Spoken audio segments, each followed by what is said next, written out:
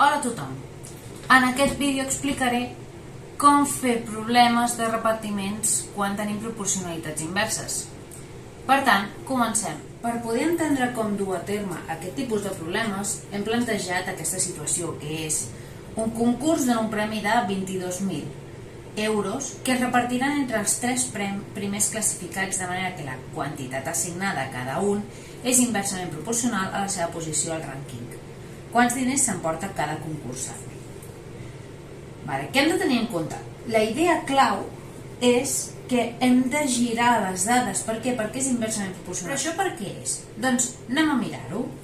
Si nosaltres veiem la posició, què veiem? Doncs que si nosaltres tinguéssim una magnitud directament proporcional, un primer premi estaria valorat sobre 1. Suposem que aquest 1 són 2 euros. Doncs clar, si veiem això i nosaltres miréssim de forma directament proporcional, què dirien? Doncs que el segon premi, és a dir, el que ha quedat en segona posició rebria més diners, i això no hauria de ser. És per aquest motiu que nosaltres hem de pensar en la forma de la magnitud inversament proporcional, és a dir, el primer premi ha de ser més valuós que un segon premi, que ha de ser menys valuós. De forma que, a mesura que jo vaig augmentant la posició, el premi es va reduint. Què passa amb això? Doncs que bàsicament hem d'intentar invertir aquesta posició. Com l'invertim? Com bé sabem, el primer premi, segon premi i tercer premi tenen la posició 1, 2 i 3. Llavors, anem a escriure quins són els valors inversos a aquests tres valors.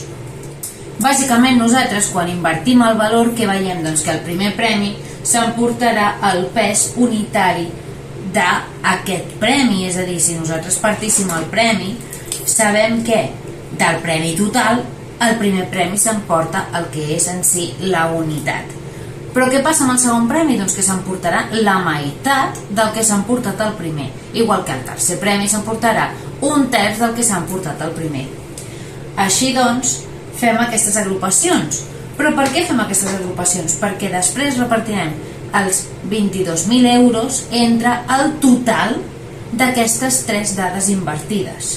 Així doncs, comencem amb una suma que és la suma d'aquestes tres dades.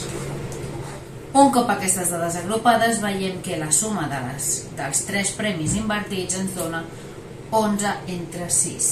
Llavors, què fem amb aquest 11 entre 6? Nosaltres hem de dividir el premi entre aquest valor.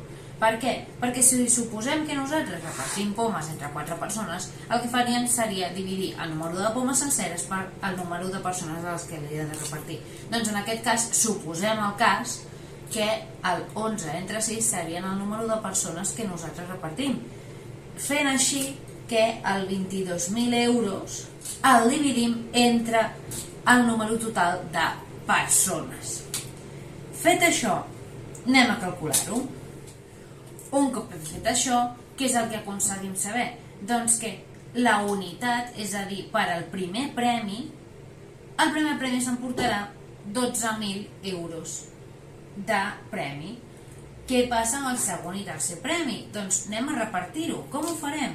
Doncs bàsicament nosaltres haurem de multiplicar els 12.000 euros per la meitat del premi i els 12.000 euros per un terç del premi, i així aconseguirem saber què ha guanyat tant el segon com el tercer premi. Al final, multiplicar 12.000 per un mig és el mateix que fer 12.000 entre 2, i 12.000 entre 2 són 6.000 euros. D'altra banda, si fem 12.000 per un terç és el mateix que fer 12.000 entre 3, per tant, això ens queda com a 4.000 euros. Què podem dir, doncs?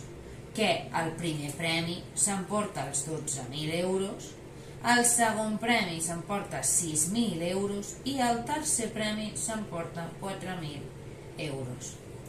Com sempre, et deixo un exercici perquè puguis practicar i espero que el vídeo us hagi servit. Qualsevol dubte deixeu-lo als comentaris i ens veiem en un altre vídeo.